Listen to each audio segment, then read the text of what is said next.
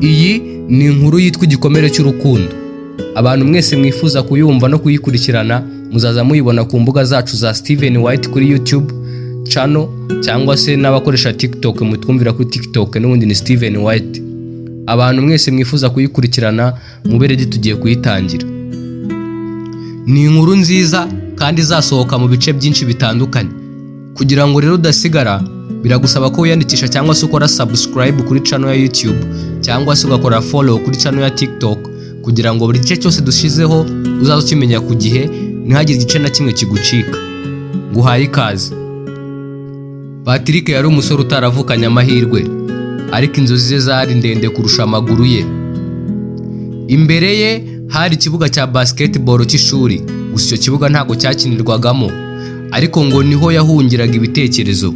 Patrick ati nzi ko hari ikintu kinegereje imbere yanjye ariko se ubu nzakigeraho mfite inkweto zishaje gutya n'indirimo amahoro gusa. Hashize umwanya mutoya umusore Claude wari inshuti cyane na Patrick yaje amwirukanka inyuma yitwaje agafanta ndetse n'isambusa. Claude ati erega Patrick we ntuzigere utuma izo nzozi zawe ziba nk'ibisiga, reka dukine nk'ubusanzwe ariko ubanze unywe kano gafanta ijya ibitekerezo bizaba bikurikiraho. Dore nawe wagira ngo ufite icyo upfana na wa musore birirwa bavuga muri Bibiliya ngo yitwa Yeremiya, dore ko umunganya amaganya pe.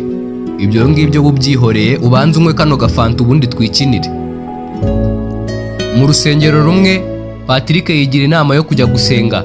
Ati ahari ubanze uyu mwaka mfite nkuterwa no kudasenga, reka nigire gusenga ahari Imana yamperamo umugisha.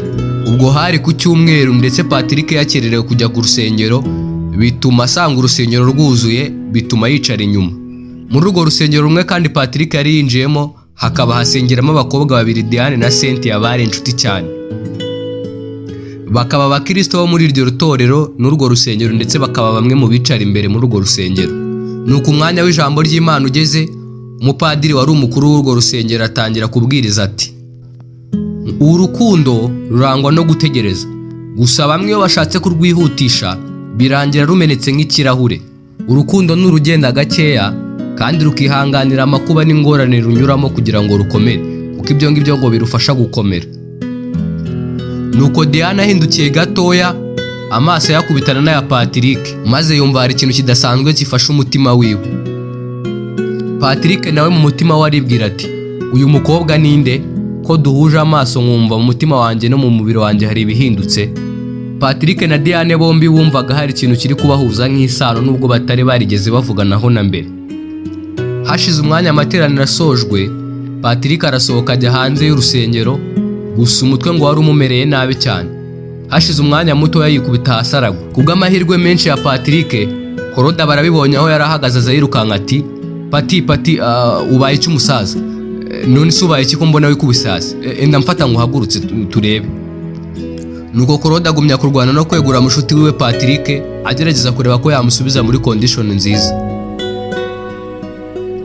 Nuko mu kanya gatoya nanone Cynthia na Diane nabo babaciye muri ako kayira aho Claude yari arimo arwana no kwegura Patrick. Cynthia ati uyu musore mbonye wikubise hasi se si wa undi nahoze mbona murebana akana ko mwijisho mu rusengero? Wamufashije da ko nta wamenya wasanga kubereye umugabo. Diane nawe aravuga ati ariko nawe ntugatebye, umuntu duhuye rimwe tutari twanavugana ni gute yambera umugabo? Gusa ibi ngibi ntibikwiye, reka mujyane iwanjye mu rugo ahari wasanga impamvu Imana yamushize mu nzira zanjye zidasanzwe. Reka mujyane iwanjye mu rugo ahari wasanga impamvu Imana yamushize mu nzira zanjye ndi gucamo ari impamvu y'ingirakamaro. Diane ati enda nimumfashe tumuterure tumushyire mu modoka yanjye tujye kumushakira ubuvuzi bw'ibanze hanyuma abaruhukira mu rugo. Claude ati hinga tumushyire mu mwanya w'inyuma maze ubundi mumujyane. Naho Diane we ati oya si mwarasaze, murashyira umuntu umeze nabi gutya mu mwanya w'inyuma, ahubwo muba rimwe mujya kuhicara we mumushyire hano imbere nicaye. Nuko Patrick bamuryamisha ku bibero bya Diane bacana imodoka baragenda. Nuko Diane akomeza kwitegereza cyane Patrick mu gihe bari bamumuryamishije ku bibero. Diane yiyumvagamo ikintu kidasanzwe atari yarigeze kwiyumvamo na mbere hose. Naho Claude na Cynthia bo bari bicaye inyuma nkuko Diane yari yabibasabye, bareba ibirimo biraba nk'aho ari filime. Claude mu rwenya rwinshi ati nyamara shaho Diane wawe ni umunyamahirwe, dore Patrick uyu ntakira azavuga ko urukundo rwamuvanye mu mwijima agakira. Cynthia ati nawe wa musore mbanza uri umunyarwenya rwinshi ubasha gutebya no mu bihe by'akaga nk'ibi ngibi koko. Maze mu kanya gato bamaze kugera kwa Diane, Claude na Cynthia bo bahise bigendera barabasigana ati mwe muganira mumenyane. Ubwo Patrick yari yamaze gukanguka. Patrick mu biparu byinshi ati ye muko uzi ko ubanze reho marayika murinzi wanjye Imana yangeneye, burya buri joro najyaga nkurota maze nkabona urimo urambuza kujya mu nzira mbi, gusa sinari narigeze nkubonaho na mbere. Diane ati yewe wa musore we ndabona neza meze nka mugenzi wawe, mwembi muri abanyarwenya pe. Maze yungama ati gusa ntugire ikibazo nimba ari ngiye koko marayika murinzi wajyaga urota, reka izo nzozi zawe nzazigira impamo. Ubwo bari bamaze ijoro ryose bari kumwe maze baraganira biratinda. Claude nawe aho yarari ati Patrick ni umunyamahirwe pe, ubu yaraye ku gitanda cya mushiki wa bose. Imboga zibona abana koko. Ubu kandi ubwo ari we wasanga ari buzane bya bindi by'amaganya yiwe nka ya Yeremiya nirirwa mubuza ariko akaba yarananiye. Reka mu gitondo ndaza kumenya neza nimba yabashije no gukurura umutima wuriya mwari ukeye nkuriye. Cynthia nawe aho yarari ati nabera kuvaho namenyaniye na Diane ni ubwa mbere mbonye umuntu umusetsa karakageni. Yewe umenya ari bya bindi bavuga ngo Imana ikora ibyayo pe ikihuriza abantu. Maze Patrick agiye gusinzira, telefone ya Diane irasona, maze Diane ngarebe umuhamagaye asanga ni papa we. Abwira Patrick ati reka nyamuneka njye kwitaba data, atamerera nabi ntamwitabye rwose ntiyabifata neza. Maze arasohoka ajya kuvugana na se hanze.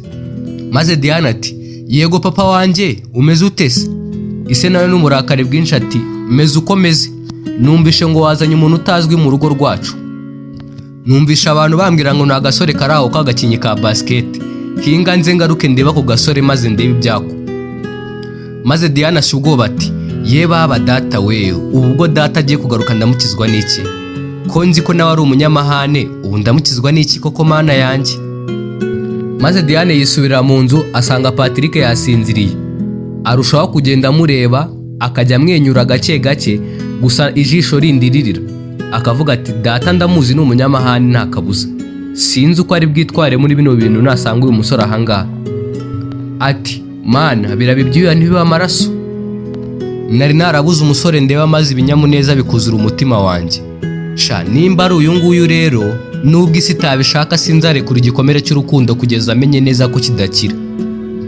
Bidatinze se wa Diane nawe yari amaze kuhagera, aje mu modoka nziza ya Range Rover. Akimara kwinjiza imodoka yewe mu gipangu, abasekirite bo mu rugo batangira kumubwira ati bwana Gasana urakaza neza mu rugo rwose. Gasana we ngo ntago yari ahari kuko yari gutekereza ati aka gasore k'akanyembwa kizanishije ibintu byo gutuburira umukobwa wanjye ngo kararwaye, maze kuko ari umunyamu bakakagirira neza, ndabizi nta kindi kikagenza. N'ubutubuzi nk'ubwirirwa muri Kigali bwananiwe gukora ngo butungwe n'amaboko yabwo, ahubwo bukavuga ngo buzajya iby'abana b'abakire. Hinga nze ninjire maze nkwereke ibyo nkakorera. Ndabizi nimba ari icyumweru cy'ubukene kamaranye iminsi kirashira uyu munsi. Iki cyari cye cya mbere cy'inkuru igikomere cy'urukundo. Ndagushimiye ko wabanye nanjye ukacyumva kuva gitangiye kugera ku musozo. Ndagusaba kugira ngo ukande subscribe cyangwa se ukande follow kuba dukurikiranira kuri TikTok, mukande like, share ndetse n'ibitekerezo byanyu birakenewe. Duhure mu gice cya kabiri cyangwa se episode ya kabiri.